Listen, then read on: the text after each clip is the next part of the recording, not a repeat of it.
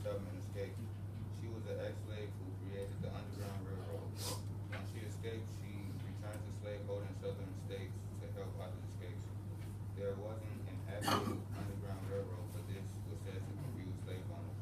Once they found out, once they found out about it, they were on the lookout for slaves trying to run away. They used dogs and flashlights to hunt the slaves. Tubman never failed to deliver her passengers to safety, and she was never captured.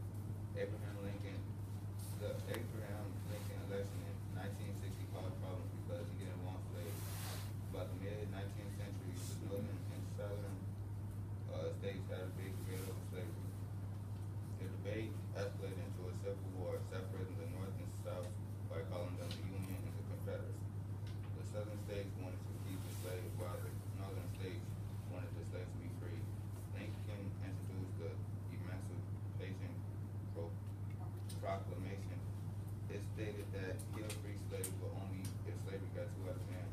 During the Civil War, Congress ruled that blacks must receive equal pay.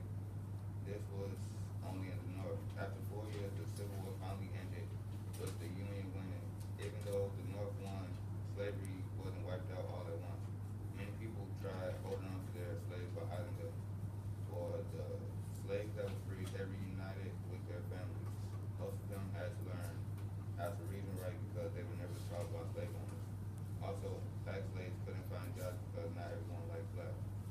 In 1868, the 14th Amendment ratified blacks as citizens. And I got a video about the origin of slavery.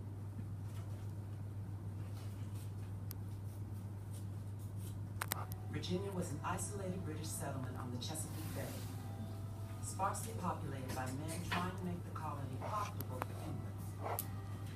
But the colonists were devastated by hunger, disease, and raids by Native Americans. So when the White Lion, a badly damaged Dutch slave ship, arrived carrying 20 kidnapped Africans, the colonists bartered food and services for the human cargo.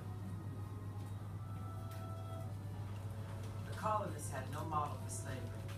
The Africans joined poor white Europeans as indentured servants. They would earn land and freedom in exchange for 7 years of hard labor. The colonies prospered, and as exports grew more profitable, the colonists were reluctant to lose their labor. Unlike their European counterparts who held citizenship in their home countries, Africans were not subject to English common law. They were workers without rights. In 1641, slavery was legalized. Africans became chattel, personal property that could be owned for life. Slave labor enabled the colonies to become so profitable that in 1660, England's King Charles II established the Royal African Company to transport humans they called black gold from Africa to the Americas.